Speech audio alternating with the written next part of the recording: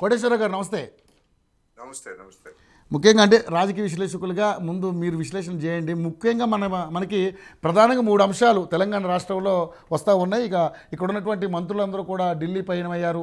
సరే, పెట్టుబడుల కోసమా అంటే కాదు, ఇక్కడ రాష్ట్రానికి సంబంధించి ఏదైతే రక్షణ శాఖకు సంబంధించినటువంటి భూములు ఏవైతే ఉన్నాయో అది బాపు ఘాటు కోసం, అదేవిధంగా ఇస్తానన్నటువంటి హామీలు కొంతమంది ఇళ్ళు కోల్పోయిన వాటికి కూడా కొన్ని ఇళ్ళు నిర్మించి ఇవ్వడం కోసం కొత్త రక్షణ శాఖకు సంబంధించినటువంటి భూములు కూడా వీళ్ళు అడుగుతున్నట్టుగా కూడా ప్రధానమైనటువంటి వార్తలు వినపడుతున్నాయి. ఇక ముఖ్యంగా చూసుకుంటే ఇక్కడ రాష్ట్ర అధ్యక్ష పదవి, బీజేపీ రాష్ట్ర అధ్యక్ష పదవి మార్పు కోసం కూడా ఇక్కడ ఉన్నటువంటి ఢిల్లీ ఏదైతే ఉన్నటువంటి ఇక్కడ బీజేపీ మంత్రులందరూ కూడా, బీజేపీకి ఉన్న సంబంధించినటువంటి ఎమ్మెల్యేలు, కేంద్ర మంత్రులందరూ కూడా ఢిల్లీ వెళ్ళినట్టుగా కూడా రకరకాల వార్తలు వస్తున్నాయి. ఏంటి దీని వెనకాల ముఖ్య సారాంశం ఏంటి?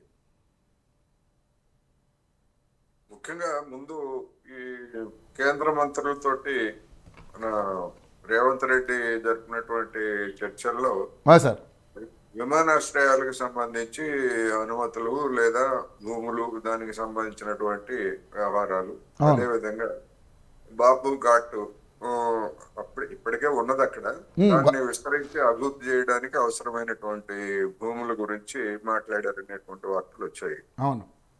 అయితే ఇవేవి కూడా రాష్ట్రానికి ప్రధానమైనటువంటి సమస్యలు కావు. అవును. ఇప్పుడు మహాత్మా గాంధీ విగ్రహం కొరకు కూడా భూములు సేకరించడం కోసం వెళ్ళడం అనేది ఇప్పుడు అంత అవసరం లేదు, కానీ ఇలాంటివన్నీ కూడా చర్చకు వస్తా ఉన్నాయి. అవసరం అని కాదు, సరే డెవలప్ చేయొచ్చు, డెవలప్ చేయకూడదు అని ఏం లేదు. ఇక్కడ మహాత్మా గాంధీ అంటే బీజేపీ వాళ్ళకి పైకి ఏం చెప్పినప్పటికీ లోపల కడుపులో వాళ్ళకేమి ప్రేమ ఎక్కడ కనపడదు. అటువంటి ప్రాజెక్టు అనేది సహజంగానే కాంగ్రెస్ ఇప్పుడు, ఎందుకంటే గుజరాత్ లో వల్లభాయ్ పటేల్ విగ్రహాన్ని ఏర్పాటు చేసి దాన్ని పెద్ద ఎత్తున బీజేపీ ప్రచారానికి ఉపయోగించుకున్నది మనం చూసాం. అవును సార్. అటువంటి ప్రచారానికి కావచ్చు లేదా ఇతర కారణాలతో కానివ్వండి, ఇక్కడ బాపు ఘాట్ ఏర్పాటు చేయాలనేటువంటిది ఒక ప్రతిపాదన. దాన్ని ఎవరు సూత్రప్రాయంగా ఎవరో తప్పుపట్టక్కర్లేదు, కానీ అటువంటి దానికి అంటే కాంగ్రెస్ కి పేరు వచ్చేటువంటి దానికి కేంద్ర ప్రభుత్వము అంటే మిలిటరీ శాఖ తన భూములు ఇస్తుందా అన్నది ప్రశ్న, స్పందిస్తుందా అన్నది ప్రశ్న. అవును, ప్రశ్న. సరే, ఇస్తారో లేదో అడిగారు, దాని మీద కేంద్ర ప్రభుత్వం ఏ విధంగా స్పందిస్తుందో మనం చూడాల్సి ఉంటుంది. ఇక విమానాశ్రయాలకు వచ్చేసరికి కొత్తగూడెం విమానాశ్రయం గాని, లేకపోతే వరంగల్ విమానాశ్రయం గాని, లేదా అంతర్గాం, ఇట్లాంటి కొన్ని విమానాశ్రయాల గురించి కూడా అడిగారు. ఇప్పుడు మనం చూస్తున్నాం, ఇప్పుడు ఆంధ్రప్రదేశ్ లో కడప విమానాశ్రయం ఉంది. దానికి ఎవరైనా ప్రత్యేకంగా స్పెషల్ ఫ్లైట్లు వేసుకొని వెళ్తే తప్ప అక్కడ రోజువారీగా ఎన్ని విమానాలు తిరుగుతాయి ఏమిటనేటువంటిది మన అందరికీ తెలిసిందే. ఈ వరంగల్ కానీ లేదా కొత్తగూడెం కానీ ఇటు కూడా ఇట్లాంటివే. అయితే ఎప్పుడో రాబోయే 25-30 సంవత్సరాల్లో ఇవన్నీ కూడా డెవలప్ అయ్యి అంత అయితే అప్పుడు కూడా ఎంత ట్రాఫిక్ ఉంటది ఏమిటనేటువంటిది చూడాలి. ఇవేవి కూడా సామాన్యులకి సంబంధించినటువంటి అంశాలు కాదు. అందుకని తెలంగాణకు పండగ లేకపోతే ఇంకోటో సంబరాలు చేసుకోవాల్సినంత గొప్ప విషయాలు ఏమి కాదు.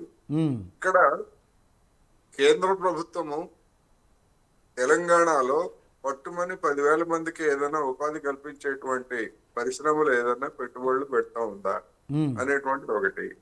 అదే విధంగా ఇప్పుడు హైదరాబాద్ లో ఎంఎంటిఎస్ విస్తరణ కావచ్చు, లేకపోయేట్లయితే మెట్రో ప్రాజెక్టు విస్తరణకు సంబంధించి వాటాని అంటే రాష్ట్ర ప్రభుత్వం మీద భారం తగ్గించడానికి ఏదైనా వాటాని పెంచుతుందా, అదే విధంగా మూసి ప్రక్షాళనకు సంబంధించినటువంటి దాని మీద అంటే ఇంకా డిపిఆర్ దాన్ని సమర్పించలేదు, వివరాలు ఏమి తెలియదు, కానీ దానికి సంబంధించి కూడా కేంద్ర ప్రభుత్వం నిధులు లేకపోతే గ్రాంట్లు ఇవ్వకపోయేట్లయితే ఆ ప్రాజెక్ట్ కూడా పూర్తయ్యేది కాదు. అప్పులు తీసుకొని వచ్చేట్లయితే ఆ అప్పులు అనేటువంటివి మళ్ళా తెలంగాణ మీద తిప్పలు తెచ్చేటువంటి పరిస్థితి ఉంటది.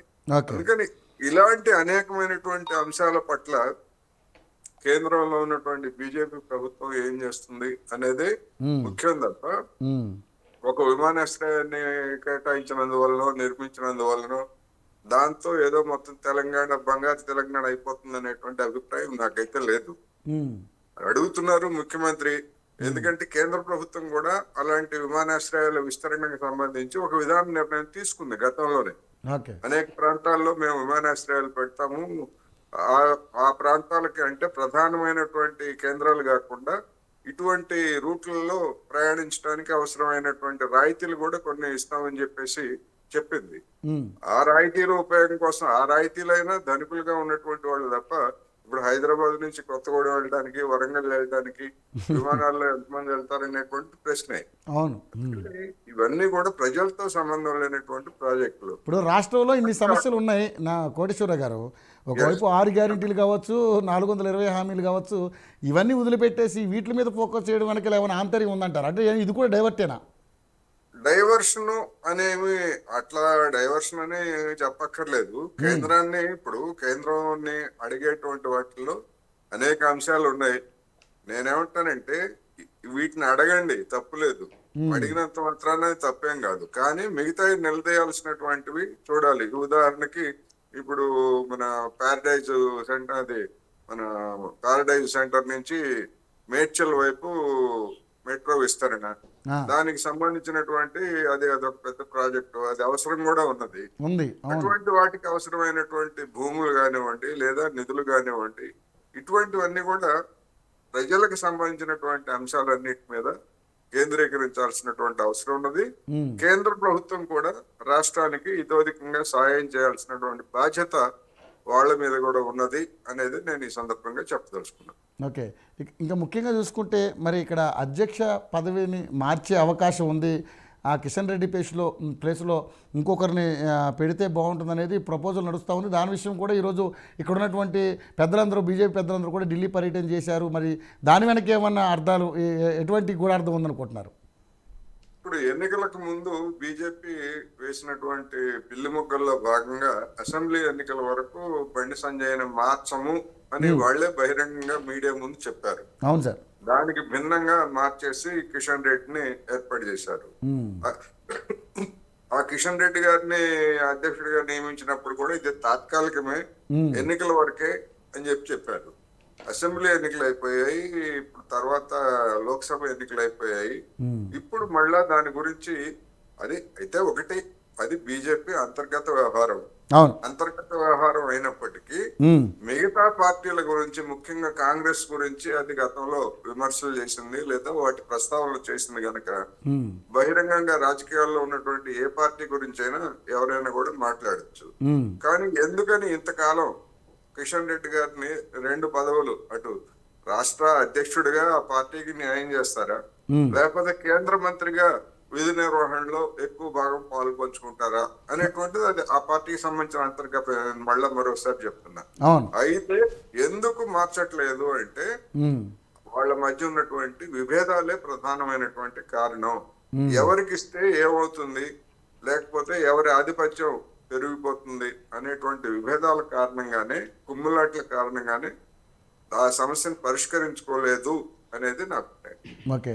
ముఖ్యంగా ఒక వార్త అయితే వినపడుతుంది ఈరోజు, ఏదైతే అదానికి సంబంధించి 100 కోట్లకు సంబంధించి ఏదైతే విరాళం ఏదైతే ఉందో సీఎం రేవంత్ రెడ్డి ఎందుకు మళ్ళీ వాటిని రిటర్న్ ఇవ్వడం జరిగింది. ఈరోజు కేటీఆర్ గారు ప్రధానంగా ప్రశ్నిస్తున్నారు సార్. అంతకుముందు కుదుర్చుకున్నటువంటి 12,400 కోట్ల రూపాయల మాట ఏంటి అనేది కూడా ఇప్పుడు ప్రధానంగా మాట్లాడుతూ ఉన్నారు. సో దీని వెనక ఏంటి సార్ మతలబ్ అసలు? ఇప్పుడు 12,400 కోట్ల రూపాయల ఒప్పందాలు అనేటువంటివి ఇంకా పూర్తిగా ఖరారు కాలేదు. ఒక అవగాహనకు మాత్రమే వచ్చారు. ఈ 100 కోట్లు అనేటువంటిది ప్రతి కార్పొరేట్ కంపెనీ, మన కార్పొరేట్ సిఎస్ఆర్ అంటారు, మన కార్పొరేట్ రెస్పాన్సిబిలిటీకి సంబంధించి, అంటే ఉదారంగా ఒక కార్పొరేట్ కంపెనీ ఏర్పాటు చేస్తే మేము ఇంత ఉదారంగా ఖర్చు పెట్టడానికి ఇది కేటాయిస్తున్నామని ప్రతి కార్పొరేట్ కంపెనీకి అటువంటి బడ్జెట్ ఉంటది.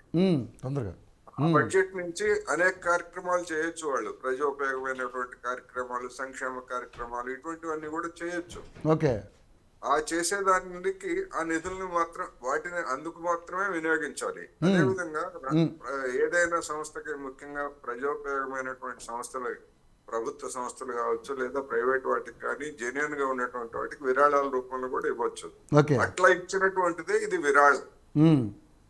అయితే అదానీ కంపెనీల మీద వచ్చినటువంటి విమర్శలు, వచ్చినటువంటి కేసుల నేపథ్యంలో ఇది రాజకీయంగా ఇది మనకి తలనొప్పి వ్యవహారం, అందుకని దీన్ని మీరు వెనక్కి వాపస్ పంపించడం అనేది ఆ, కాంగ్రెస్ అగ్రనాయకులు ఇచ్చినటువంటి ఆదేశాలు. ఆ అంటే ఆదేశాల అంటే మేరకు అంటే నాకు తెలిసి అగ్రనాయకత్వం రేవంత్ రెడ్డిని వార్నింగ్ ఇచ్చింది కాబట్టే ఈ ఈ ఈ అమౌంట్ వాళ్ళు రిటర్న్ పంపించడం జరిగిందనేది. నేనైతే వార్నింగ్ అనుకోవట్లేదు, ఎందుకంటే అది ఎవరికైనా తలనొప్పే కదా. అవునండి, అవును. ఎవరికైనా తలనొప్పి, అలాంటి తలనొప్పి మనకెందుకు, గాలికి పోయే దూలను మనం తగిలించుకోవడం ఎందుకు అవును సార్. అనేటువంటి ఆ నేపథ్యం నుంచి అది చేశారు. అయితే ఓకే. ఈ ఒప్పందాల గురించి కేటీఆర్ ప్రశ్నిస్తున్నారు. అలా అయినట్లయితే మరి గడిచినటువంటి బీఆర్ఎస్ పాలనలో కూడా కొన్ని ప్రాజెక్టులు వచ్చాయి. అవును, అవును. దానికి వాళ్ళు ఏమంటారు, ఈ మాయ కాదు కేంద్ర ప్రభుత్వం ఇచ్చిందంటారు. కానీ ఇక్కడ భూములు ఇచ్చింది వీళ్ళే కదా. అవును, అవును. కేసీఆర్ గారి హయాంలో జరిగిన భూములు ఇచ్చింది కూడా చాలా ఇష్యూస్ ఉన్నాయి అప్పుడు.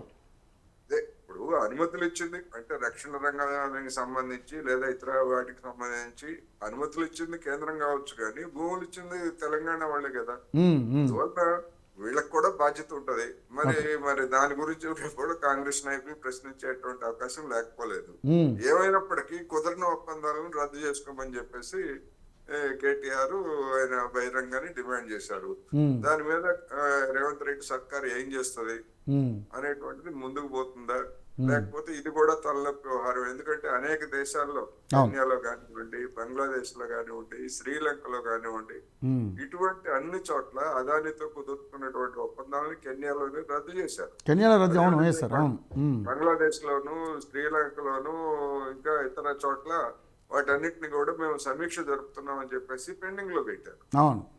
అందుకని ఈ నేపథ్యంలో తెలంగాణ ప్రభుత్వం కుదుర్చుకున్నటువంటి అవగాహనలను ఏం చేస్తుంది, వాటిని ఒప్పందాల్లోకి మారుస్తుందా, లేకపోతే ఇద్దరితోటి ఎవరి పాటికి వాళ్ళు ఉందాలేమని చెప్పేసి వెనక్కి పెడుతుందా అనేది చూడాల్సి. Okay, right. శామ్యూల్ గారు కాస్త లేట్ అయింది.